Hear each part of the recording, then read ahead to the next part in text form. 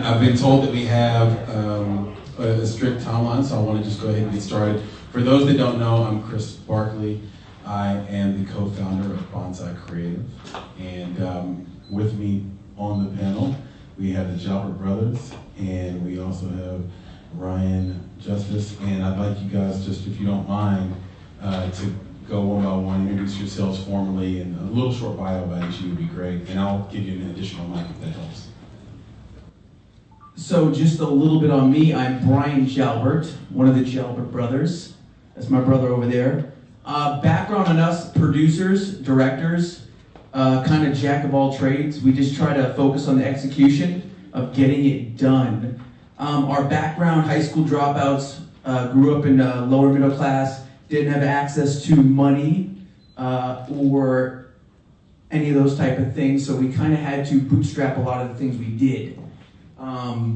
Which led us to working on a few features. Got to work with Burt Reynolds and Amy Smart as a producer on a movie called Apple of My Eye, 2 TV shows on Amazon, and then a couple other feature films. So just, it's all about execution, and that's kind of what we try to focus on. And I know we're going to talk a little bit about monetization, and then we'll kind of go into a little bit of our motto.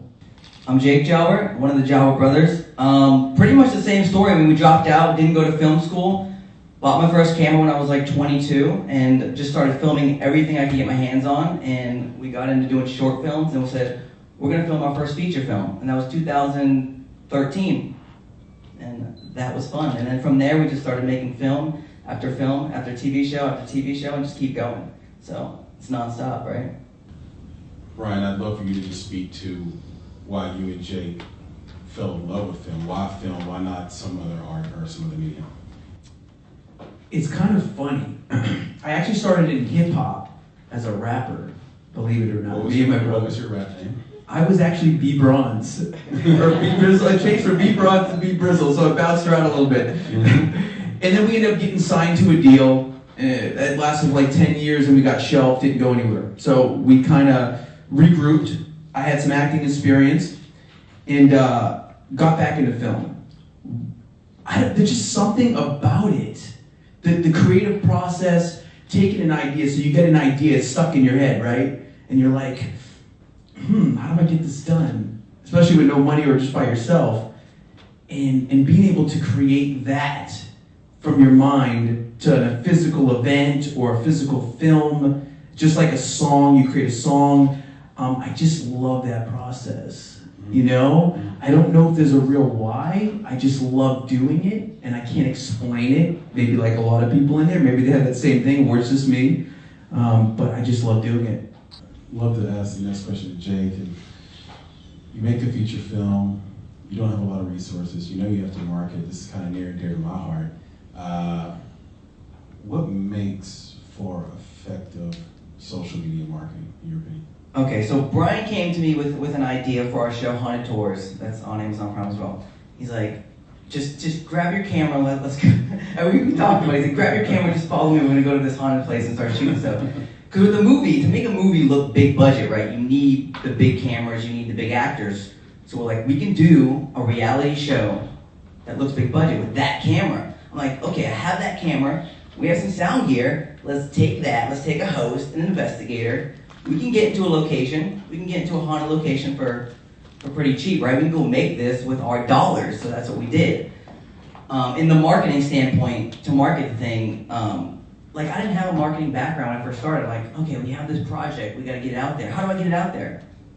Right? I gotta learn marketing, I have to learn it now. So I studied marketing, right? I bought courses, I studied, I researched how to do it. So our hook on Haunted Tours was extreme. It was a paranormal show that was extreme. So doing that, we emphasized the extremeness of it. We put together a trailer and put it on Facebook. It got like 500,000 views on Facebook. It did well. It did well on Amazon as well. So marketing is key if you're self-distributing yourself. Yeah, and one thing I'd love to touch on there too that's so important is, did you make, people say, well, I put out a video about my film and nobody watched it. Then you didn't put out good content, that's all. No big deal, don't get down on yourself.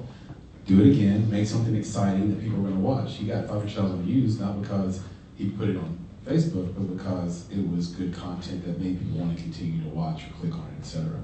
Yeah, I think it's understanding, is being real with yourself. Do I have a good product? Will people watch my product? What is your niche? We knew our niche was paranormal, and why are people going to watch it? Why? You know, and I think that's a hard question you have to deal with yourself. Is people even going to like what I have? And who's my audience, and who am I going for? And that's marketing. Yeah, that self-awareness is so tough. But when you get it, it's powerful. Brian, I want to ask this one to you. This is topical for everyone sort of in the room. You have a film, you know, you want to own the rights, you want to control your film. How do you self-distribute to Amazon? Well, self-distributing to Amazon is pretty easy for the most part. Anybody can go to Amazon Video Direct and put up your project.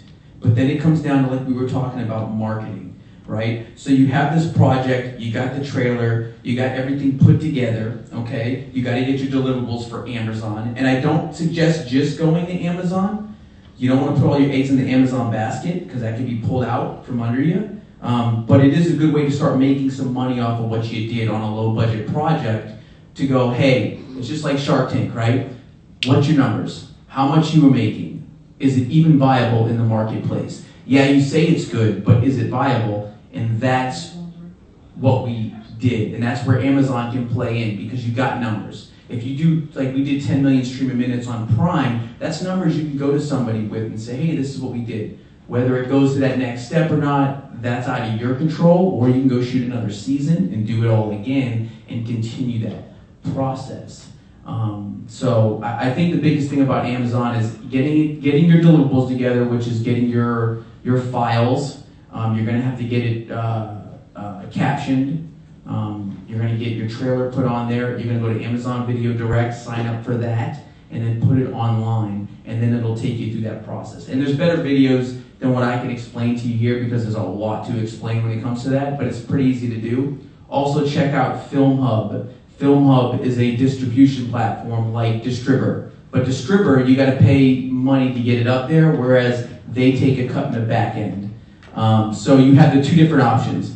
You can either have somebody take 20% in the back end, or you can go ahead and get it on Distributor, and then, but you know, then it depends on where you're at and how much money you have, you know? Mm-hmm. But it's a good way to get numbers through Amazon. Yeah, you know? it's a great point. So with Distributor, you'll need just under $8,000 to put it on that platform. If you have that in your budget, then go to Distributor. Distributor will then distribute your film onto all the SVOD platforms, and all that money comes to you. You don't pay Distributor another cent. On Film Hub, you pay nothing up front. Great way to get started. Your film does good, same situation. They take 20% off the back end. So depending on how you think your film's going to do, I don't know. Coming from my experience, I would take Distributor. I would find a way to do it, because 20% on the back end, if your film does great, is a lot. But if you don't have money, I just love that there's an option out there. Like there's no reason not to distribute your film now. So I do want to leave time for Q&A. Part of your marketing, how did that come about? We did. Well, I mean, yeah, so we do a lot of lives online. So we try to document our journey like we're doing right now with this camera, and show filmmakers not the tip of the iceberg, but what actually happens below that aspect, because a lot of people just see the fancy side of it, you know? So we do a lot of lives, and then when you do those lives, you're given free value, right? In return, a lot of people are gonna just check your stuff out. You know, so you put a link to the movie or what you got going on, they click on it, they check it out. Also, reviews are really important as well. So the more reviews you get on Amazon from the initial push, even if they're fake reviews, it works, because it gets you in rotation and you can hack Amazon a little bit that way.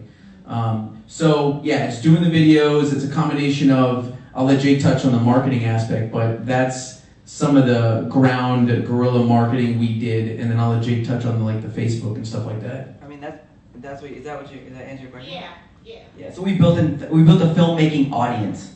So we talk about the show and us developing the show throughout. So then they want to see the finished product, and that helps. I think it's small, but it helps. Yeah. I think we're right up on our time. Give these guys a round of applause.